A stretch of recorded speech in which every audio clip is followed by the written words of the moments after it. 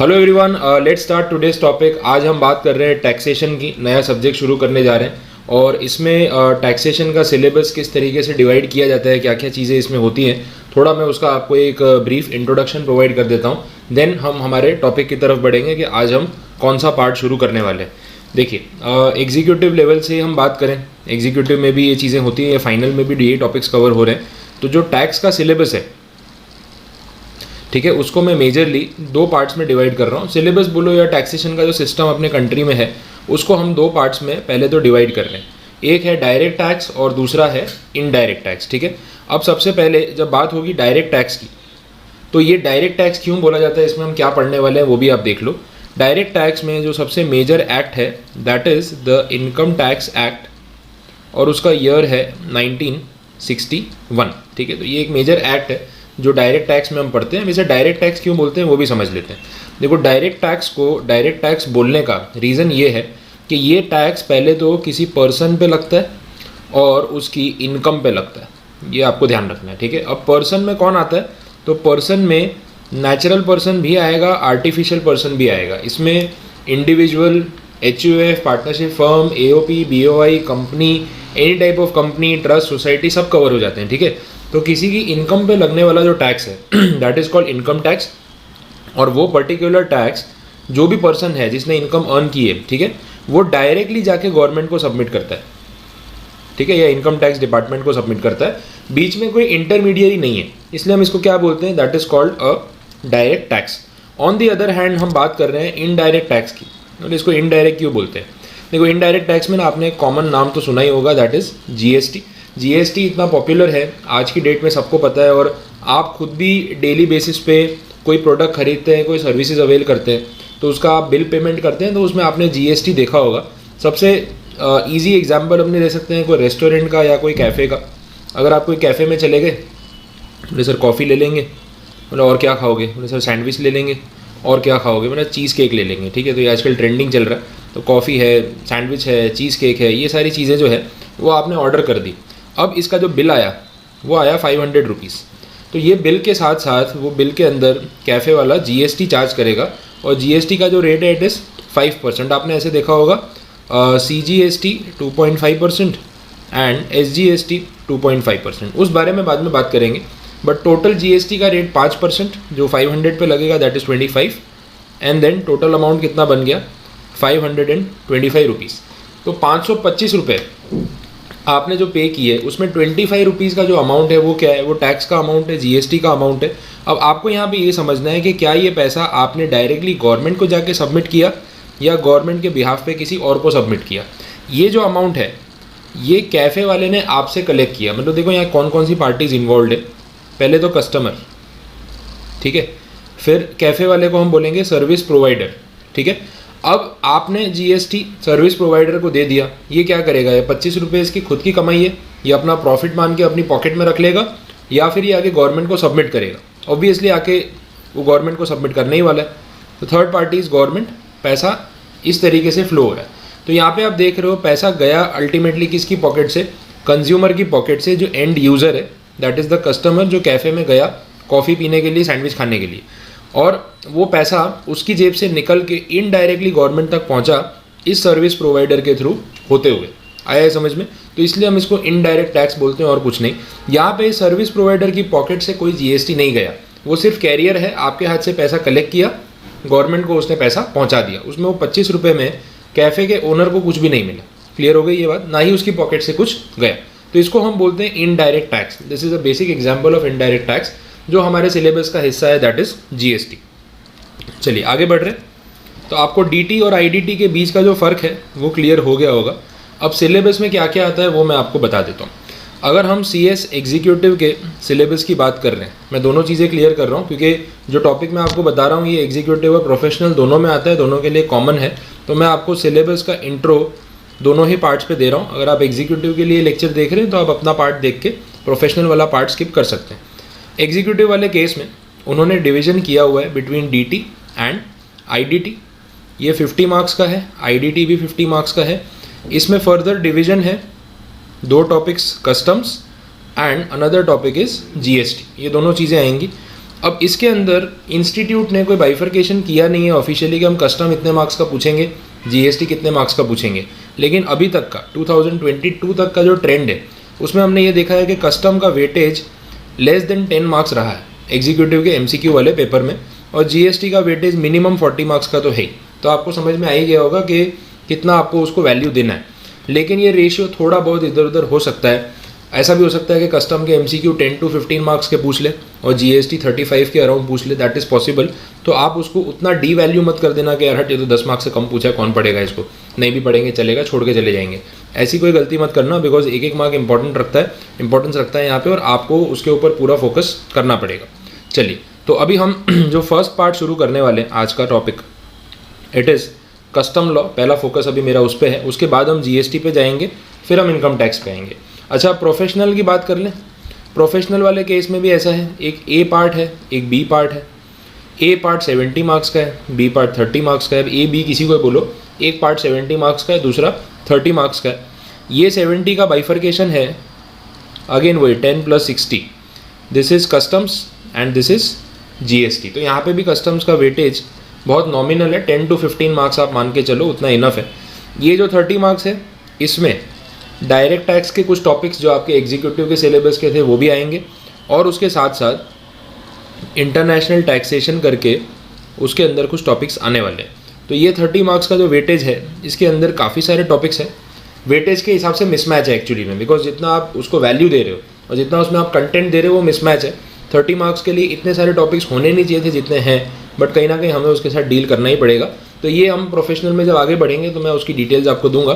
फिलहाल हम फोकस कर रहे हैं अपने टॉपिक पे, दैट इज़ कस्टम लॉ। तो अब कस्टम लॉ पे बात होगी। एग्जीक्यूटिव एंड फाइनल मैंने आपको दोनों में वेटेज कैसे रहता है वो मैंने बता दिया है। तो अब हम टॉपिक पे चल सकते हैं, that is custom law which is common for both the levels. चलिए, ओके, अब ये कस्टम्स है क्या? पहली चीज़ तो ये कि हम कौन सा एक्ट पढ़ रहे हैं, उसका नाम क्या है। तो जो पहला एक्ट है दैट इज़ कस्टम्स एक्ट 1962, ये आपका मेन एक्ट है। इसके साथ साथ एक और एक्ट आप पढ़ोगे, it is called customs tariff act 1975। ये दो एक्ट हम मेजरली पढ़ने वाले हैं। दोनों का क्या पर्पस है, क्यों हम पढ़ रहे हैं वो भी समझ लो। कस्टम्स वर्ड है क्या, कस्टम्स क्या होता है? तो एक्चुअली में जो कस्टम ड्यूटी है, it is applicable on import and export of goods and services. देखिए, इनडायरेक्ट टैक्सेस जो है ना वो किसी पर्सन पे या उसकी इनकम पे नहीं लगते। इनडायरेक्ट टैक्स लगते हैं गुड्स पे या सर्विसेज पे। आप इंडिया के बाहर जाओगे तो आपको एक्सपोर्ट ड्यूटी नहीं देनी है। आप इंडिया में आओगे वापस तो इंपोर्ट ड्यूटी पे करने के पहले आपको अलाउ नहीं करेंगे, ऐसा नहीं है। लेकिन आप कोई गुड्स खरीद के लेके आते हो या आप कोई गुड्स इंपोर्ट करते हो इंडिया में, उसके ऊपर आपको टैक्सेस पे करने होंगे। सर्विसेज लोगे किसी आउटसाइडर कंपनी से, आउटसाइड इंडिया अगर कोई एंटिटी है वहाँ से, तो उसके ऊपर भी इंपोर्ट ड्यूटी आपको पे करनी पड़ सकती है। तो ये सारी चीज़ें जो है वो गुड्स एंड सर्विसेज से रिलेटेड है, पर्सन और उसकी इनकम से रिलेटेड नहीं है। तो इतना आप ध्यान रखना। अब जो एक्ट की हम बात कर रहे हैं, दो एक्ट क्यों बनाए हुए हैं? देखो, जो मेन एक्ट है उसमें आपको सारी डेफिनेशंस, सारे प्रोविजंस, प्रोसीजर्स, इसके साथ साथ ऑफेंसेस, उसकी पेनल्टीज़, सब कुछ मिल जाएगा। एक चीज़ नहीं मिलेगी, that is the rate of duty. But ठीक है, इंपोर्ट और एक्सपोर्ट पे ड्यूटी लगती है, तो क्या हर गुड्स पे, हर सर्विस पे सेम ड्यूटी लगती है, एक ही रेट लगता है या अलग अलग? Obviously the rate is different. वो रेट आपको मेन एक्ट में, कस्टम्स एक्ट में दिया हुआ नहीं है। उसके लिए आपको आना पड़ेगा ये टैरिफ एक्ट के ऊपर। देखो, टैरिफ का मतलब ही होता है रेट। ये वर्ड जनरली होटल में, रिजॉर्ट्स में अगर आप स्टे करने जाते हो तो ये टर्म आपको देखने को मिलता है कि रूम का टैरिफ क्या है। तो रूम का टैरिफ मतलब उसके चार्जेस, उसका रेट क्या है। तो टैरिफ एक्ट बनाने का पर्पस भी यही था कि इसके अंदर उन्होंने सारे रेट्स मेंशन कर दिए। मेजरली इसके अंदर दो शेड्यूल है, एक शेड्यूल 1 है, दूसरा शेड्यूल 2 है। इसको हम बोलते हैं इम्पोर्ट टैरिफ और दूसरे को बोलेंगे एक्सपोर्ट टैरिफ। ठीक है, तो इम्पोर्ट टैरिफ के अंदर आपको इम्पोर्ट ड्यूटी जितनी भी गुड्स पे और सर्विसेज पे जिस रेट पे लगती है पूरा डिटेल मिल जाएगा शेड्यूल 1 में। शेड्यूल 2 में एक्सपोर्ट पे लगने वाली सारी ड्यूटीज़ की डिटेल्स आपको वहाँ पे मिल जाएंगी। तो बेसिक मीनिंग तो समझ आया कि हम जो एक्ट पढ़ रहे हैं वो कौन से हैं। कस्टम्स एक्ट 1962 को मैं कहूँगा मेन एक्ट, और दूसरा जो एक्ट है उसको कहूँगा टैरिफ एक्ट। ईयर आपको याद रखना पड़ेगा। आधा अधूरा लिख के आओगे तो उसका सेंस नहीं है, आपको ईयर दोनों का पता होना चाहिए, 1962 एंड 1975। ठीक है, डन यहाँ तक। चलिए आगे बढ़ते हैं। अब इसके बाद और कुछ डिटेल में बातें कर लेते हैं। रेट्स किस तरीके से होते हैं, टाइप्स ऑफ ड्यूटीज़ क्या क्या है, वो सब चीज़ों पे हम बात करेंगे। अच्छा, पहली चीज़ ये कस्टम्स की जब हम बात कर ही रहे हैं, अभी इंट्रोडक्शन ही चल रहा है, मैं पहले वही समझा रहा हूँ। कस्टम्स क्यों बोलते हैं, कस्टम ड्यूटी क्यों बोलते हैं, इंपोर्ट ड्यूटी, एक्सपोर्ट ड्यूटी बोल सकते थे। तो ये एक पुराना ट्रेडिशन है, मतलब पहले के टाइम पे जब वो राजा महाराजाओं का रूल होता था, ये तब की बात हो रही है। तो जब कोई किंग को मिलने आ रहा है फॉरेन से या फिर यहाँ से कोई वापस जा रहा है, तो एक ट्रेडिशन था कि भाई राजा को मिलने आ रहे हो तो उनके लिए कुछ गिफ्ट लेके आना पड़ेगा, और आप जब वापस जाओगे तो राजा की तरफ से भी आपको कुछ ना कुछ रिटर्न गिफ्ट या ऐसा कुछ मिलेगा। तो दैट वाज अ ट्रेडिशन, और ट्रेडिशन को हम बोलते हैं कस्टम। तो जो टर्म है ना कस्टम ड्यूटी या कस्टम लॉ, वो उस ट्रेडिशन को फॉलो करते हुए उन्होंने वो टर्म कंटिन्यू किया। सिंपल वर्ड्स में इंपोर्ट एक्सपोर्ट ड्यूटी बोल सकते थे, लेकिन इसका नाम रखा हुआ है कस्टम ड्यूटी। तो कस्टम्स का मतलब और कुछ नहीं है, इट इज़ अ ट्रेडिशन, और वो हमारी हिस्ट्री से कनेक्टेड है। वो टर्म वहाँ से उन्होंने डिराइव किया, ऐसा आप मान के चल सकते हो। चलिए आगे बढ़ रहे हैं। अब देखिए कैसे सरकार ड्यूटी लगा रही है, मतलब किस चीज़ को प्रेफर कर रही है, किसको नहीं, वो भी आप समझ लो। एक चीज़ है इम्पोर्ट। इम्पोर्ट का मतलब जब गुड्स इंडिया में आ रहे हैं बाहर से। दूसरा है एक्सपोर्ट। तो आपको ये समझना है कि कौन सी चीज़ हमारी इकोनॉमी के लिए ज़्यादा प्रेफरेबल है, हम इंपोर्ट करें वो ज़्यादा प्रेफरेबल है या एक्सपोर्ट करें वो ज़्यादा प्रेफरेबल है। तो ऐसे देखा जाता है कि इंपोर्ट्स अनफेवरेबल माने जाते हैं, एक्सपोर्ट्स जो है वो फेवरेबल माने जाते हैं। ठीक है, ये इसको इंपोर्ट को क्रॉस कर देता हूँ, यहाँ पर टिक मार्क लगा रहा हूँ। तो एक्सपोर्ट्स को फेवरेबल मानने का पर्पस ये है कि जितना हम ज़्यादा एक्सपोर्ट करेंगे उतनी फॉरेन करेंसी हमारे कंट्री में आएगी, पेमेंट्स आएंगे, उसका रिजर्व हम क्रिएट कर पाएंगे, और फिर जब हमें कुछ इंपोर्ट करना होगा तो उसी फंड में से हम पैसा यूज़ कर पाएंगे। तो जो कंट्री जितना एक्सपोर्ट करता है, फॉरेन करेंसी का रिजर्व क्रिएट होता है उसके पास, वो अच्छी बात है। और जितना ज़्यादा इंपोर्ट करेगा उतना उसमें से पैसा खर्च करना पड़ेगा। अब होता ये है कि हमारे कंट्री में जो अभी करंट सिचुएशन है बहुत इंप्रूव हुई है नो डाउट इतने साल में, लेकिन अभी भी हम नेट इंपोर्टर कंट्री है। इसका मतलब हम एक्सपोर्ट कम करते हैं और इंपोर्ट ज़्यादा करते हैं। तो नेट देखा जाए तो इंपोर्ट हो रहा है, तो इसलिए हम क्या बोलेंगे, that is net importer country, तो ऐसे बोला जाता है। अब इसकी वजह से फॉरेन रिजर्व्स मेंटेन करना डिफिकल्ट होता है, और गवर्नमेंट ये कांस्टेंट कोशिश कर रही है इतने साल से, इंडिपेंडेंस के बाद से ही, कि हम इंपोर्ट्स पे अपना डिपेंडेंस मिनिमम रखें, या कम, एकदम तो ख़त्म नहीं कर सकते लेकिन मिनिमम रखें, ताकि फॉरेन रिजर्व्स हमारे पास रहें और उस वजह से हमारी करेंसी जो है वो उतनी वीक ना हो जाए। जो हम देखते हैं रुपये और डॉलर का एक्सचेंज रेट आपने देखा होगा, $1 आज की डेट में अप्रॉक्सीमेटली 75 रुपीज़ का होगा। ये जो इतना रेट है ना, हमारी करेंसी इतनी डीवैल्यूड है, डॉलर इतना हाई रेट पे दिख रहा है, इसका एक बेसिक रीज़न जो है वो बेसिक रीज़न यही है कि हमें इंपोर्ट्स पे ज़्यादा डिपेंड करना पड़ता है, एक्सपोर्ट हम उसके कंपैरिजन में कम करते हैं। ठीक है, तो हम चाहते हैं कि हमारा एक्सपोर्ट बढ़े। एक्सपोर्ट बढ़ाने के लिए हमने अपनी करेंसी को डीवैल्यू करके रखा है, ताकि यूएस का या यूके का या रशिया का कोई बायर इंडिया में आए तो उसको इतना सस्ता लगे कि यार $1 में 75 रुपीज़ आ जाते हैं, तो ये बहुत सस्ता है, मैं इंडिया से खरीद रहा हूँ तो मेरे कम डॉलर खर्च हो रहे हैं, तो वो इंडिया से खरीदने में इंटरेस्ट लेगा, अदरवाइज़ वो इंटरेस्ट नहीं लेगा। तो ये सारी जो कंडीशंस हैं वो हमें समझनी है। क्लियर हुआ ये? तो इंपोर्ट और एक्सपोर्ट में इंपोर्ट को अनफेवरेबल माना जाता है, एक्सपोर्ट्स को फेवरेबल माना जाता है। अब अगर हम ड्यूटीज़ की बात करें तो सरकार ने ऑब्वियसली इंपोर्ट के ऊपर ज़्यादा ड्यूटीज़ लगाई होंगी, बिकॉज वो नहीं चाहते कि बहुत ज़्यादा इंपोर्ट हो और हमारी करेंसी और डीवैल्यू हो जाए। तो import duty is very high, and comparatively आप देखोगे तो एक्सपोर्ट्स पे ड्यूटी ना के बराबर है। जो एक्सपोर्ट का टेरिफ मैंने आपको बोला ना शेड्यूल 2 में, उसमें पहले बोलते थे कुछ 49 आर्टिकल्स ऐसे कुछ इंक्लूडेड है, इतनी ही लिस्ट है। इसमें भी आधे से ज़्यादा जो है ना वो एग्जेम्प्टेड है। एग्जेम्प्टेड मतलब सरकार ने बोला कि ठीक है ड्यूटी लगती है लेकिन मत देना, हम चार्ज नहीं करेंगे। क्यों? क्योंकि हमें ज़रूरत है कि आप एक्सपोर्ट करो। उल्टा इसके ऊपर ना कैशबैक और इंसेंटिव्स, ठीक है, ये सब स्कीम्स चलती है। मतलब आप एक्सपोर्ट करो, सरकार आपको कैशबैक देगी, आपको और पैसा देगी, क्योंकि उनको भी ज़रूरत है कि आप एक्सपोर्ट करो और फॉरेन करेंसी लेके आओ। आ रहे समझ में? तो इस तरीके से वो लोग काम कर रहे हैं। अब ये जो एग्जेम्पशन की मैंने बात की है, पॉइंट आया ये, तो फिर मैं आपको साथ में बता ही देता हूँ। ये जो एग्जेम्पशन मैंने आपको बोला ना, ये एग्जेम्पशन देने का पावर किसको है? सेंट्रल गवर्नमेंट को, और ये पावर है उनके पास under section 25 of the main act, that is the customs act 1962। Done. Next point, अगली सिचुएशन ये कि जो भी टैक्सेस की हम बात कर रहे हैं, वो टैक्सेस कलेक्ट कौन करता है, सेंट्रल गवर्नमेंट करती है या स्टेट गवर्नमेंट करती है? तो दोनों कर सकती है। सेंट्रल गवर्नमेंट भी कुछ टैक्सेस कलेक्ट करती है, स्टेट गवर्नमेंट भी कुछ टैक्सेस कलेक्ट करती है। अगर हम सेंट्रल गवर्नमेंट की बात कर रहे हैं यहाँ पे, तो जैसे कस्टम ड्यूटी है, custom duty is collected by the central government. तो ये जो भी है पूरा पैसा सेंट्रल गवर्नमेंट के खजाने में जा रहा है और फिर वो पब्लिक के लिए अपने हिसाब से जो भी उनके रूल्स है वैसे खर्चा कर रही है। ये आपके माइंड में क्लियर होना चाहिए कि जो भी टैक्स के बारे में आप पढ़ रहे हो, जैसे अभी हम कस्टम ड्यूटी पढ़ रहे हैं, तो वो किसकी पॉकेट में जाता है। जीएसटी पे जब जाएंगे तब मैं उसकी बात आपको बताऊंगा, इनकम टैक्स पे जाएंगे तो तब उसमें बात करेंगे, लेकिन अभी फिलहाल हमारा फोकस किसके ऊपर है, ऑन कस्टम ड्यूटी। तो आई होप यहाँ तक आपको बेसिक चीज़ें क्लियर हुई होंगी कि हम किन पॉइंट्स पे बात कर रहे हैं। अब अपने नोट्स पे चलते हैं, जो उसमें इंट्रोडक्शन दे रखा है, जो थियरी दे रखी है उस पर फोकस करते हैं, देखें क्या बोला हुआ है। ठीक है, अब इंट्रोडक्शन में जो भी डेट्स और ये सब चीज़ें दे रखी हैं, न्यूमेरिकल कंटेंट, एग्जीक्यूटिव की एग्ज़ाम में स्टूडेंट्स के लिए ये न्यूमेरिकल कंटेंट और डेट्स इंपॉर्टेंस ज़्यादा रखती है, बिकॉज आपका एग्ज़ाम एमसीक्यू है, तो ऑब्वियसली यही सब चीज़ें पूछ के आपको परेशान करते हैं। फाइनल लेवल पे ये उतना मैटर नहीं करेगा, तो आप उसको इग्नोर करते जाएं। ठीक है, चलिए, कस्टम्स एक्ट कब से इन्फोर्स हुआ? 1 Feb 1963, ये आप ध्यान रखना, पूरे इंडिया में एप्लीकेबल है, ये भी क्लैरिफाई कर दिया। इस एक्ट में टोटल 161 सेक्शंस हैं, 17 पार्ट्स में पूरा एक्ट डिवाइडेड है। हमें दोनों ही लेवल पे सारे सेक्शंस पढ़ने नहीं है, तो आप टेंशन मत लेना। क्लियर? चलिए आगे बढ़े। नेक्स्ट पार्ट, एक डेफिनेशन है, बोला बोर्ड का मतलब क्या होता है। अब कंपनी लॉ वाले स्टूडेंट्स ध्यान रखना, यहाँ बोर्ड का मतलब बोर्ड ऑफ डायरेक्टर्स नहीं है। ठीक है, बोर्ड का मतलब वो सेंट्रल अथॉरिटी जिनका काम है इस चीज़ को मैनेज करना कि कस्टम्स का लॉ इंडिया में कैसे रेगुलेट होगा, कैसे एडमिनिस्टर होगा।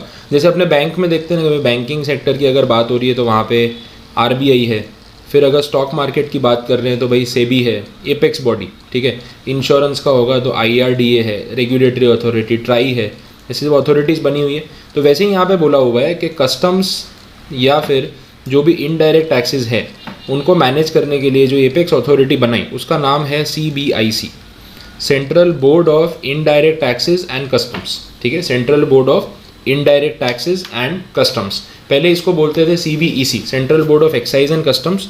ये तब की बात है जब GST नहीं आया था, बिफोर 2017, लेकिन अब इसका नाम हो चुका है CBIC। तो अगर कहीं पे भी पूरे एक्ट में बोर्ड वर्ड लिखा है तो बोर्ड का मतलब है CBIC, central board of indirect taxes and customs. अब ये सेंट्रल बोर्ड को सेटअप किया किसने? This central board is setup by the central government by official notification. Done? तो ये आपको पॉइंट ध्यान में रख के चलना है। तो सेंट्रल गवर्नमेंट ने नोटिफिकेशन के थ्रू CBIC को फ्रेम किया हुआ है। तो सुपीरियर कौन है दोनों में से? Central government. ये क्लियर हो गया? चलिए अब देखते हैं हम जो कुछ भी पढ़ रहे हैं। जैसे एक तो एक्ट बना हुआ है, एक्ट तो भाई पार्लियामेंट के थ्रू बनता है, वहाँ सारे मेंबर्स होते हैं। फिर कुछ रूल्स भी होते हैं, हम रूल्स भी पढ़ेंगे, और तीसरा पार्ट जो है उसको बोलते हैं रेगुलेशंस, रेगुलेशंस भी पढ़ेंगे। रूल्स बनाने का पावर है सेंट्रल गवर्नमेंट को, रेगुलेशंस बनाने का पावर है CBIC को, ऐसा बोला हुआ है एक्ट में। सबसे सुपीरियर एक्ट को मानेंगे, उसके बाद रूल्स को मानेंगे, एंड लास्ट में रेगुलेशंस को। तो ये 1 2 3 ये 3 चीज़ें यहाँ पे बोली हुई है, एक्ट, रूल्स एंड रेगुलेशंस, ये तीनों चीज़ें बता दी। क्लियर? चलिए अब थियरी पे वापस चलते हैं। अच्छा, कोई भी टाइप का टैक्स सरकार आपसे कलेक्ट कर रही है तो उसका पावर उनके पास आया कहाँ से? किसने बताया कि भाई ये टैक्स वसूल कर सकते हैं और क्यों हम भर रहे हैं? अगर कोई पावर सरकार के पास होता ही नहीं टैक्स लेने का तो हम ना बोल देते ना, हम नहीं पे करेंगे, जो करना है करो। तो इसके लिए यहाँ पे कॉन्स्टिट्यूशन में आपको पूरा एड्रेस दिया हुआ है कि कॉन्स्टिट्यूशन में जो है कहाँ पे ऐसा लिखा है कि सेंट्रल गवर्नमेंट कस्टम ड्यूटी लगा सकती है और हमें पे करनी पड़ेगी। तो उसमें आपको जाना पड़ेगा। एक तो मैंडेट जो है, मतलब जो उनको पावर मिला है वो आर्टिकल 265 के रेफरेंस से मिला। दूसरा, इसकी एंट्री कहाँ पे? तो कॉन्स्टिट्यूशन में एक है शेड्यूल नंबर 7, उसमें अपनी यूनियन लिस्ट जिसको बोलते हैं लिस्ट नंबर 1, उसमें है एंट्री नंबर 83। तो ये 83 नंबर की एंट्री में इंपोर्ट और एक्सपोर्ट के ऊपर टैक्सेस लगाने का जो पावर है वो गवर्नमेंट को, सेंट्रल गवर्नमेंट को मिला हुआ है। बस इस वजह से वो हमसे टैक्स वसूल कर रहे हैं और इस वजह से हमें टैक्स पे करना पड़ रहा है और हम डिनाई नहीं कर सकते। डन? चलिए, तो ये बेसिक चीज़ें हो गई। नीचे जो यहाँ पे दे रखा है वही tariff act, main act, CBIC, rules regulations मैं बता चुका हूँ। ये रूल्स और रेगुलेशंस के एग्जांपल्स हैं और इनमें से कुछ तो हम अपने सिलेबस में आगे पढ़ने वाले हैं। ये आ गया डिफरेंस बिटवीन का टेबल। फाइनल वाले स्टूडेंट्स ध्यान रखें, आपके लिए ये 3 to 4 मार्क्स का एक क्वेश्चन हो सकता है, मतलब स्कोरिंग क्वेश्चन, कि भगवान करे आ जाए और आपके मार्क्स बन जाए इसमें से। तो 3 to 4 मार्क्स का ये क्वेश्चन बन सकता है। एग्जीक्यूटिव में आपको सिर्फ इसके पॉइंट्स ध्यान रखने हैं इंडिविजुअली। देखो ये चीज़ तो मैंने आपको बता दी, ये पहले आप हाईलाइट कर लो, एक्ट, रूल्स, रेगुलेशंस, ये सब मैं बता चुका हूँ कौन क्या करता है इसमें, ठीक है। और ये कुछ एग्जाम्पल्स हैं इसके। अब जो एग्जाम्पल्स यहाँ पे दे रखे हैं ना, अभी आगे उसको पढ़ेंगे तो डिटेल में समझ आ ही जाएगा। मैं एक ये बेसिक आपको बता रहा हूँ। जैसे बोला बैगेज रूल्स 2016, रूल कौन बनाता है भाई? सेंट्रल गवर्नमेंट बनाती है। तो बैगेज रूल्स में है क्या? अब बैगेज रूल्स वो हैं जब हम इंडिया के बाहर ट्रैवल करते हैं, बाहर से वापस आते हैं। होता है ऐसा कि आप इंडिया के बाहर ट्रैवल कर रहे हैं, फैमिली ट्रिप पे जा रहे हैं। अब देखो रिलेटिव्स होते हैं ना, क्लोज रिलेटिव्स, उनको बताना भी पड़ता है कि हम जा रहे हैं इतने दिन के लिए, ये है वो है। आप बिना बताए चले गए और डायरेक्टली इंस्टाग्राम पे फोटो आ गया आपका कि भाई दुबई में घूम रहे हैं, सिंगापुर घूम रहे हैं, कनाडा चले गए, यूएस चले गए, तो सोचो क्या होगा। फिर वापस आने के बाद आपको बातें सुननी पड़ेंगी कि यार बताया भी नहीं, घूमने जा रहे थे, ये वो। और अगर बता दिया तो फिर लिस्ट आ जाती है कि यार यहाँ जा रहे हो तो ये ले आना। आपको यूएस जा रहा है, सिंगापुर जा रहा है, तो गारंटी है कि एप्पल का प्रोडक्ट तो लेके आना ही पड़ेगा। दुबई जा रहा है तो हो सकता है कोई गोल्ड आर्टिकल मंगवा ले आपसे, ठीक है, कोई ज्वेलरी मंगवा ले। तो ये सब चीज़ें बड़ी कॉमन है और अपने लेके भी आते हैं, ऐसा कुछ नहीं है।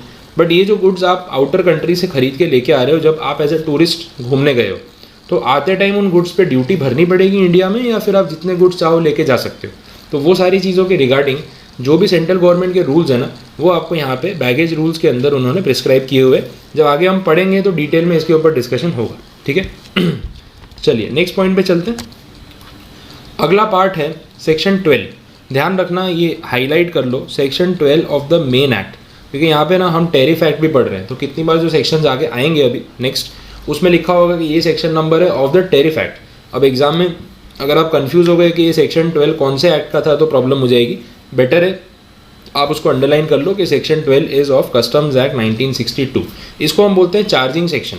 चार्जिंग सेक्शन मतलब एक्ट में वो सेक्शन जिसमें डिफाइन किया गया है कि इस एक्ट में कौन कौन से ट्रांजैक्शंस को टैक्सेबल किया जाएगा और कौन से ट्रांजैक्शंस को नहीं। तो उसको हम चार्जिंग सेक्शन बोलते हैं। और ये बड़ा इंपॉर्टेंट वर्ड है, आगे आप बाकी टॉपिक्स भी पढ़ेंगे तो चार्जिंग सेक्शन वर्ड बार बार आ सकता है टैक्सेशन में स्पेसिफिकली। चलिए यहाँ बता रहे हैं custom duty is imposed on goods when they are imported into and exported out of India obviously। फिर the levy is subject to other provisions, okay, बाकी भी provisions का ध्यान रखना पड़ेगा। बेसिक कस्टम ड्यूटी और वो सब के रेट्स टैरिफ एक्ट में दिए हैं, मैं आपको बता चुका हूँ। और सरकार अगर चाहे तो एग्जेम्पशन दे सकती है, और सेक्शन 25 में उनके पास पावर है आपको ड्यूटी से एग्जेम्प्ट करने का, वो बात भी हमने स्टार्टिंग में की थी। फिर ये चार्ट आ गया, शेड्यूल 1 शेड्यूल 2, ये मैंने आपको पूरा समझा दिया था, तो ये हो चुका है। अब ये जो लेवी ऑफ कस्टम ड्यूटी की बात हो रही है ना, इसमें इसका जो टैक्स स्ट्रक्चर, इसमें 3 स्टेजेस होते हैं टैक्स कलेक्ट करने के। ये एग्जीक्यूटिव वालों के लिए एक MCQ हो गया, और फाइनल में आपको ये तीनों पॉइंट्स पूछ सकते हैं और ये 3 मार्क्स का आंसर बन जाता है। 1 पॉइंट का 1 मार्क्स, सोचो इससे अच्छा क्या हो सकता है। First stage of the structure is levy. Levy का मतलब ये आइडेंटिफाई करना कि टैक्स किससे वसूल करना है, ठीक है। तो मैं इसको बोल सकता हूँ हु, किससे वसूल करना है। असेसमेंट का मतलब कितना वसूल करना है, ठीक है, तो हाउ मच,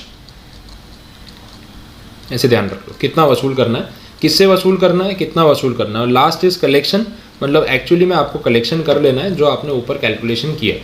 तो levy, assessment and collection. Identify the person जिससे टैक्स वसूल करना है। असेसमेंट मीन्स क्वांटिफाई कि कितना वसूल करना है, and then last stage is actual collection या असली वसूली जो है वो हम बोल सकते हैं। तो ये 3 स्टेजेस हैं हमारे टैक्स स्ट्रक्चर के। MCQ में पूछ लेते हैं how many stages are there, 3 stages, 4 stages, 2 stages. तो ध्यान रखना आंसर आएगा 3 स्टेजेस। डन। चलो अब नेक्स्ट पार्ट इज डेफिनेशन। देखो अब डेफिनेशन में ऐसा है कि इन्होंने लाइन में बहुत सारी डेफिनेशंस दे रखी है, आधी एकदम बच्चों जैसी है, फालतू सी है, कुछ नहीं है, कुछ है जो टेक्निकली इंपॉर्टेंट है। बट मैं ऐसे लाइन टू लाइन पढ़ाता जाऊँगा ना, तो आप एकदम बोर हो जाओगे कि यार ये तो बस सुनने वाली बात हो गई, मैं बोलता जा रहा हूँ, सुनते जा रहे हो, समझ में कुछ नहीं आ रहा है। तो हम इस तरीके से इसको हैंडल नहीं करेंगे। जैसे जैसे आगे सेक्शंस के अंदर ये टर्म्स आते जाएंगे, मैं आपको रिलेट कराता जाऊंगा और एट द एंड आपको डेफिनेशंस पता होंगी। तो हम उस अप्रोच से चल रहे हैं। अब जो डेफिनेशन यहाँ पहले बताने लायक है उस पर मैं आ रहा हूँ, that is definition of India और इंडियन कस्टम वाटर्स। ये सब जो पूरा पार्ट है, जैसे ये टेबल है और उसके बाद एक चार्ट दे रखा है, ये वाला एक इमेज दे रखी है, ये सारी चीज़ें मैं आपको पहले समझा देता हूँ, उसके बाद हम आगे बढ़ेंगे तो आपको समझने में ज़्यादा आसानी होगी। चलिए थोड़ा सा ड्राइंग बना के देख लेते हैं कि इंडिया की डेफिनेशन में क्या बोला है। देखो मेन पॉइंट ये है कि इंडिया एक पेनिनसुलर कंट्री है। अब 3 साइड से जो है वाटर बाउंड्री है, ऑल 3 साइड्स, 1, 2 एंड 3, ठीक है। और बाकी ऊपर तो अपना कंट्रीज़ के साथ लैंड बॉर्डर्स हम शेयर कर ही रहे हैं। तो इस तरीके से एक रफ मैप बना रहा हूँ, ये एग्जैक्टली नहीं है। तो यहाँ पे इंडिया पेनिनसुलर कंट्री है, 3 साइड्स पे वाटर बाउंड्री, ये हम जानते हैं। तो चलो लैंड एरिया तो जितना भी है वो तो हमारी टेरिटरी है, लेकिन ये जो वाटर एरिया बना हुआ है इस तरफ तीनों साइड्स, तो ये वाटर एरिया भी तो हमारा ही हुआ ना, ठीक है। तो ये जो वाटर एरिया है इसके अंदर कोई एक्टिविटी होती है तो क्या उस पर सरकार टैक्स चार्ज कर सकती है या नहीं, उसका क्लैरिफिकेशन यहाँ पे इन्होंने दिया हुआ है इस डेफिनेशन में। तो पहले उस पर फोकस करते हैं। अब देखिए मैं इसको एक बार साइड पे वापस बना देता हूँ, मतलब एक लैंड बॉर्डर अपने ले रहे हैं, भले आप राइट साइड वाली लैंड बॉर्डर देख लें। तो ये जो पॉइंट है इसको हम बोलेंगे बेस लाइन, मतलब लैंड बॉर्डर पे एकदम एक पॉइंट रेफरेंस पॉइंट ले लेंगे कि भाई ये पानी की तरफ बॉर्डर है, ये बेस लाइन है। अब यहाँ से पानी की तरफ, इसको थोड़ा कलर पानी वाला ले लेते हैं, हाँ, यहाँ से पानी की तरफ ये जो डिस्टेंस है 12 नॉटिकल माइल्स का, उस 12 नॉटिकल माइल्स के डिस्टेंस को बोलते हैं territorial waters of India, TWI, territorial waters of India. अब ये कुछ नया है ना, 12 नॉटिकल माइल्स, तो इसके ऊपर भी बात कर लेते हैं कि नॉटिकल माइल्स जो है वो होती क्या है। देखो पानी में डिस्टेंस मेजर करने के लिए हम किलोमीटर या माइल्स नहीं यूज़ करते, हम यूज़ करते हैं nautical miles. 1 nautical mile is approximately equal to 1.85 kilometres. ये आप नोट डाउन कर लो, 1.85 kilometres, this is approximate conversion of 1 nautical mile. अब 12 नॉटिकल माइल्स जो यहाँ पे बोली है, अगर आप उसको कन्वर्ट करोगे तो 12 nautical mile is approximately 22 kilometres. Approximately, थोड़ा डेसिमल में कुछ ऊपर नीचे आएगा, बट अप्रॉक्सीमेटली 22 किलोमीटर होता है। तो ये 22 किलोमीटर का जो पूरा रीजन है तीनों साइड्स पे, ये पूरा हमारी इंडियन टेरिटरी या टेरिटोरियल वाटर्स ऑफ इंडिया माने जाएंगे, वैसे आपको समझना है। अच्छा, इससे भी आगे बढ़ेंगे तो क्या होगा, तो बोला यहाँ से फर्दर अगर आप और 12 नॉटिकल माइल्स पे जाओगे ना आगे, तो इसको बोलते हैं कंटिग्यूअस जोन ऑफ इंडिया। कंटिग्यूअस जोन ऐसा टर्म यूज़ किया हुआ है, स्पेलिंग आपको देखनी है, आप नोट्स में देख सकते हो। तो 12 + 12 अभी तक मैं 24 नॉटिकल माइल्स तक गया हूँ। अच्छा, एक और रेफरेंस है, ज़ीरो लाइन से, बेस लाइन से आगे बढ़ के 200 नॉटिकल माइल्स तक गए। इसको बोलते हैं एक्सक्लूसिव इकोनॉमिक जोन। जैसे SEZ होता है ना, स्पेशल इकोनॉमिक जोन, वैसे इसको बोलेंगे एक्सक्लूसिव इकोनॉमिक जोन। अब वो टेरिटरी के अंदर ऐसा नहीं कि पूरा 200 नॉटिकल माइल्स का पानी का एरिया हमारा है, उसके अंदर कुछ नोटिफाइड जोन्स होंगे। जैसे आइलैंड्स बने होते हैं ना कंट्री के आजू बाजू, तो बहुत सारे आइलैंड्स को उस कंट्री की टेरिटरी माना जाता है ऑफिशियली। तो उन नोटिफाइड एरियाज़ को हम एक्सक्लूसिव इकोनॉमिक जोन बोलते हैं, और उसमें अगर कोई एक्टिविटी होगी तो वो एक्टिविटी भी इंडिया में हो रही है ऐसा माना जाएगा। तो ये तीसरी कैटेगरी है। अब देखो, अब ये मेन अपना जो मैप है उसमें देख लेते हैं। 12 हो गया, उससे 12 हो गया, अच्छा पूरा 200 भी यहाँ तक हो गया, 200 नॉटिकल माइल्स। इसके आगे क्या है, तो भाई इसके आगे है हाई सी। हाई सी का मतलब इंटरनेशनल वाटर्स, इसमें हम कुछ भी टेरिटरी हमारी क्लेम नहीं कर सकते। ये 200 नॉटिकल माइल्स की जो लिमिट मैंने यहाँ आपको बताई, ये इंडियन गवर्नमेंट ने डिसाइड नहीं की है, ये यूनाइटेड नेशन की काउंसिल ने डिसाइड की है। रिजोल्यूशन पास हुआ है कन्वेंशन में, और वहाँ पे ये फाइनल किया गया कि कोई भी कंट्री 200 नॉटिकल माइल्स के आगे जाके कोई भी टेरिटरी को अपनी टेरिटरी में क्लेम नहीं कर सकती या नोटिफाई नहीं कर सकती। तो ये स्टैंडर्ड रूल है, पूरी दुनिया फॉलो कर रही है, हम भी फॉलो कर रहे हैं। क्लियर ये चीज़? चलिए, तो ये अब जो आप देखेंगे ना, तो आपको ये इमेज में से क्लियर हो जाएगा। ये अपनी मॉड्यूल में से मैंने इमेज ली है ताकि थोड़ी क्लैरिटी आ जाए। ये आपकी बेस लाइन यहाँ पे मानी हुई है, ये 12 नॉटिकल माइल्स तक का एरिया है, फिर ये फर्दर 12 नॉटिकल माइल्स तक का एरिया है। अगर बेस लाइन से आप गिनेंगे तो टोटल यहाँ तक 200 नॉटिकल माइल्स हो रहा है, और इसके बाहर जब जा रहे हैं तो फिर वो हाई सी हो गया है। ठीक है, तो ये सारी चीज़ें इन्होंने क्लैरिफाई यहाँ पे कर दी। और ये कुछ शायद शिप डूबी हुई है, टाइटैनिक हो सकती है, पता नहीं। चलिए आगे बढ़े, ठीक है, क्लियर। तो ये इंडिया की डेफिनेशन आपको क्लियर हो चुकी है।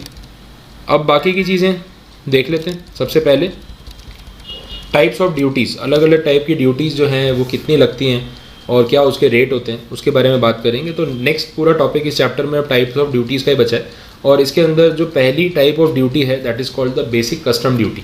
तो उसके ऊपर थोड़ा आज बात कर लेते हैं, एंड देन बाकी की जो ड्यूटीज़ हैं कुछ वो हम अगले लेक्चर में कवर अप करेंगे। तो first duty is basic custom duty. Basic नाम ही बेसिक कस्टम ड्यूटी या BCD बोलते हैं शॉर्ट में।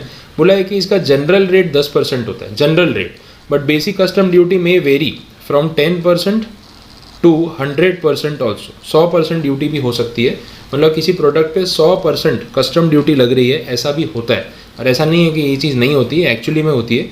एक एग्जांपल मैं आपको देता हूँ, luxury cars, Rolls Royce, Lamborghini, Ferrari, ये सब जो गाड़ियाँ हैं जो एज इट इज़ इंडिया में इंपोर्ट होती है, उस पर 100% बेसिक कस्टम ड्यूटी लगती है। मतलब 4 करोड़ की गाड़ी खरीदोगे तो 4 करोड़ तो बेसिक कस्टम ड्यूटी ऊपर देनी पड़ेगी। तो गाड़ी अभी तक 8 करोड़ की हो चुकी है, अभी बाकी टैक्सेस एंड ऑल जो है वो अलग से लगेगा। क्लियर? तो ये रियलिटी में ऐसा होता है। जैसे हमारे सिटी में सूरत में एक केस आया था ऐसा कि किसी ने रोल्स रॉयस कार परचेज़ की थी। ये खुद मैंने न्यूज़पेपर में डिटेल्स पढ़ी थी और काफ़ी इसके बारे में मीडिया में भी, लोकल मीडिया बात हुई थी। तो कोई डायमंड मर्चेंट थे, उन्होंने 4 करोड़ रुपए की रोल्स रॉयस इंपोर्ट की। अब वो गाड़ी विद टैक्सेस फाइनली जब उनके घर तक पहुंची, आरटीओ का पासिंग, कस्टम ड्यूटी, बाकी क्लियरेंस, ये वो, उसका फाइनल कॉस्ट हो गया 11.74 करोड़। 12 करोड़ रुपए की गाड़ी पड़ी उनको। अब रोल्स रॉयस कंपनी ने इतनी मेहनत से गाड़ी बनाई, 4 करोड़ कमाए, इंडियन गवर्नमेंट ने सिर्फ उसको इंपोर्ट करना अलाउ किया और लगभग 8 करोड़ रुपए कमा लिए। तो आप देख सकते हो कि स्मार्ट कौन है, गवर्नमेंट है या मैन्युफैक्चरर है। बेचारा मैन्युफैक्चरर 6 महीने रोल्स रॉयस पे लगाता है, कस्टमाइज़ करके गाड़ी बना के देता है, इतनी लग्जरी, और उसके बाद 4 करोड़ कमा रहा है, उसमें भी उसका कॉस्ट है। और सरकार को बैठे बैठे 8 करोड़ रुपए मिल रहे हैं सिर्फ इंपोर्ट ड्यूटी लगा के। तो ये चीज़ें होती हैं और ये रियलिटी है, ऐसा एक्चुअली में होता है। तो इतने टैक्सेस वो जो लगा रहे हैं ना, वो इसलिए लगा रहे हैं क्योंकि प्रोडक्ट जो है वो लग्जरी है, नेसेसिटी नहीं है। तो ऑब्वियसली जो 4 करोड़ की गाड़ी खरीदना अफोर्ड कर सकता है, सच में अगर उसको उतनी लग्जरी गाड़ी चाहिए, टैक्स भी पे करेगा और लोग पे करते हैं, आप देख ही रहे हैं। तो ऐसा होता है। तो जनरल बेसिक रेट जो है वो 10% है। इसके अंदर कुछ क्लासिफिकेशन है वो बता देता हूँ। जैसे बोले एक स्टैंडर्ड रेट और एक प्रेफरेंशियल रेट। स्टैंडर्ड रेट मतलब वो रेट बेसिक कस्टम ड्यूटी का जो सबके लिए एक बराबर है। आप पूरे वर्ल्ड में से कहीं से भी इंपोर्ट करो, मोबाइल फ़ोन की सपोज अपने बात करें, सिर्फ एग्जांपल ले रहा हूँ, सपोज मोबाइल फ़ोन के ऊपर 10% बेसिक कस्टम ड्यूटी है, तो आप पूरे वर्ल्ड में से वो मोबाइल कहीं से भी इंपोर्ट करो, 10% ही ड्यूटी लगने वाली है। तो उसको हम बोलेंगे standard rate, which is standard for everyone. On the other hand अगर हम बात करें प्रेफरेंशियल रेट की, तो प्रेफरेंशियल रेट एक स्पेशल रेट होता है जो यूजुअली स्टैंडर्ड रेट से कम होता है। सपोज एक एग्जांपल लेते हैं, हम देखते हैं कि इंटरनेशनल लेवल पे दो कंट्रीज़ के बीच में अच्छे रिलेशंस मेंटेन करने के लिए गिव एंड टेक चलता है। मतलब कुछ बेनिफिट आप हमें दो, कुछ बेनिफिट हम आपको प्रोवाइड करेंगे, ठीक है। तो अपने ऐसा अज्यूम कर लेते हैं कि इंडिया और साउथ कोरिया, इनके बीच में बिजनेस रिलेशंस को बढ़ाने के लिए डील हुई और इंडिया ने बोला कि साउथ कोरिया से जो भी मोबाइल्स इंडिया में इंपोर्ट होंगे, क्योंकि वहाँ की काफ़ी कंपनियाँ हैं, अगर इंपोर्ट होंगे तो उस पर हम बेसिक कस्टम ड्यूटी 10% के बदले सिर्फ 7.5% लगाएंगे, 25% डिस्काउंट। तो ये तो अच्छी बात हो गई। ऐसे ही कुछ बेनिफिट साउथ कोरिया ने भी हमें दिए होंगे, तभी हमने ये किया। तो 7.5% ड्यूटी हमने लगा दी। अब इस रेट को क्या बोलेंगे? This is called preferential rate. अब इंडिया का कोई भी इम्पोर्टर अगर मोबाइल खरीदेगा तो वो पहले साउथ कोरिया के किसी वेंडर को कांटेक्ट करने की कोशिश करेगा कि भाई आपके यहाँ का रेट क्या है वो बता दो, बिकॉज हमें पता चला है कि यहाँ पे या साउथ कोरिया से इंपोर्ट करने पे हमें ड्यूटी में 2.5% का बेनिफिट मिलता है, तो हम उसको क्लेम करने में ज़्यादा इंटरेस्टेड हैं। अब इस वजह से ऑब्वियसली साउथ कोरिया को इंडिया से ज़्यादा बिजनेस मिलेगा, उनकी इकोनॉमी को बेनिफिट होगा और ऐसे ही कुछ बेनिफिट्स फिर वो हमें भी प्रोवाइड करेंगे। तो ये इंटरनेशनल लेवल पे बड़ा कॉमन सिस्टम है, ये चलता रहता है। तो ऐसी सब बातें हो रही है। अब प्रेफरेंशियल रेट जो है वो इसी को बोला जा रहा है, that is a special rate, जैसा मैंने आपको बताया। हाईलाइट वाली बात यहाँ पे ये है, जो ये लास्ट पॉइंट में लिखी है, कि प्रेफरेंशियल रेट का बेनिफिट आपको खुद क्लेम करना पड़ेगा। अगर बाई चांस इंपोर्ट के डॉक्यूमेंट्स फाइल करते टाइम आप भूल गए कि यहाँ पे 7.5% का रेट है और आपने 10% के हिसाब से ड्यूटी कैलकुलेट करके पे कर दी, तो डिपार्टमेंट की रिस्पॉन्सिबिलिटी नहीं है आपको ये चीज़ें याद करवाना, वो आपको खुद याद रखना पड़ेगा या आपके जो एजेंट होंगे उनकी नॉलेज में होना चाहिए। गलती से ज़्यादा ड्यूटी भर दोगे तो वो कैशबैक देने आपको रिमाइंड कराने नहीं आएंगे। ये क्लैरिफिकेशन यहाँ पे दिया हुआ है। डन। तो ये हो गया प्रेफरेंशियल रेट। चलिए आगे बढ़ रहे हैं। बाकी भी कुछ ड्यूटीज़ हैं, जैसे अभी मैं सिर्फ उनके नाम बता रहा हूँ, बाकी डिटेल में अपने नेक्स्ट लेक्चर में वापस बात करेंगे। सोशल वेलफेयर सरचार्ज ये लगाया गया है 2 फेब 2018 से, तो लगभग ये 4 साल का हो चुका है, ऐसा आप ध्यान रखो 2022 में। तो 2 फेब 2018 से एक सेस लगना शुरू हो गया है, सरचार्ज लगना शुरू हो गया है, जिसको हम बोलते हैं सोशल वेलफेयर सरचार्ज या SWS। इसके पहले जो लगता था उसको बोलते थे हेल्थ एंड एजुकेशन सेस, तो नाम चेंज कर दिया है लेकिन ड्यूटी तो अभी भी लगा ही रहे। तो इसके ऊपर रेट्स और वो सब पे मैं नेक्स्ट लेक्चर में ही कैलकुलेशन के हिसाब से बात करूँगा, अभी सिर्फ नाम बता रहा हूँ। उसके बाद आया हेल्थ सेस, इसमें भी कुछ ऐसे ही है। मेडिकल इक्विपमेंट्स के इंपोर्ट पे आपको हेल्थ सेस देना पड़ेगा और उसका रेट है गुड्स की वैल्यू या जो भी इक्विपमेंट्स हैं उनकी वैल्यू का 5%। तो 5% हेल्थ सेस लगाया हुआ है। एक और सेस लगा दिया इसी तरीके से, उसको बोलते हैं road and infrastructure cess on imported goods. ये लगता है क्रूड ऑयल पे, पेट्रोल पे, डीजल पे, ये सारे प्रोडक्ट्स पे लगा रहे हैं बिकॉज गवर्नमेंट इनके इंपोर्ट्स को कट डाउन करना चाहती है, और कट डाउन नहीं होगा तो टैक्स ज़्यादा चार्ज करेंगे ताकि लोग कंट्रोल में इसको यूज़ करें। तो पर लीटर ऑफ योर पेट्रोल, ठीक है, 8 रुपये ये सेस के नाम पे सरकार अर्न कर रही है। तो जो भी 100 रुपये का पेट्रोल है उसके अंदर कहीं ना कहीं 8 रुपये तो ये सेस लग रहा है, बाकी के टैक्सेस अलग। तो ये इस तरीके से इंपोर्ट्स के ऊपर अलग अलग टाइप के चार्जेस और ड्यूटीज़ करंटली लगाए जा रहे हैं। क्लियर? तो यहाँ तक आते आते आपको ये बेसिक चीज़ें पता चल गई होंगी। अब बाकी पॉइंट्स पे हम बात करेंगे लेकिन अगले लेक्चर में, क्योंकि अब जो ड्यूटीज़ आ रही है जैसे ये काउंटर वेयरिंग ड्यूटी है 3(1), आगे आने वाली 3(5), ये सब एक फ्लो में कनेक्टेड है। अभी स्टार्ट करूँगा तो फिर पूरी करवानी पड़ेगी, वो थोड़ा हैवी हो जाएगा। तो आज के लिए अपने इतना रखते हैं। नेक्स्ट लेक्चर में कल जब बात करेंगे तो इस चैप्टर के बाकी के सारे टॉपिक्स हम कवर करके उसको पैकअप कर देंगे। तो तब तक आप ये एक बार रिवाइज करके रख लो, डेली थोड़ा थोड़ा टाइम देके उसको पढ़ते जाओ। अगर आप बहुत दिन तक खुद रीडिंग नहीं करोगे ना तो फिर आपको लगेगा कुछ समझ ही नहीं आ रहा, कुछ याद नहीं हो रहा। तो डेली आपको मेरे साथ साथ उतना पार्ट रीड तो करना ही पड़ेगा। यहाँ पे लैंग्वेज को लर्न करने का कोई बर्डन आपके ऊपर है नहीं। ये जो लैंग्वेज लिखी है कोई एक्ट की लैंग्वेज नहीं है, सिंप्लीफाइड पॉइंट्स हैं। तो आपको सिर्फ इन्फॉर्मेशन के हिसाब से पॉइंट्स को याद रखना है। वर्ड टू वर्ड लर्निंग जो फाइनल लेवल के स्टूडेंट्स हैं उनके लिए बोल रहा हूँ, वर्ड टू वर्ड रटने की कोई ज़रूरत नहीं है। और एग्जीक्यूटिव में तो MCQ है तो वहाँ तो आपको कोई परेशानी होने ही नहीं वाली। क्लियर? चलिए, तो आज का सेशन यहाँ पे हम एंड करते हैं, कल मिलते हैं और बाकी के टॉपिक्स को कंप्लीट करेंगे। Bye bye everyone, thank you so much.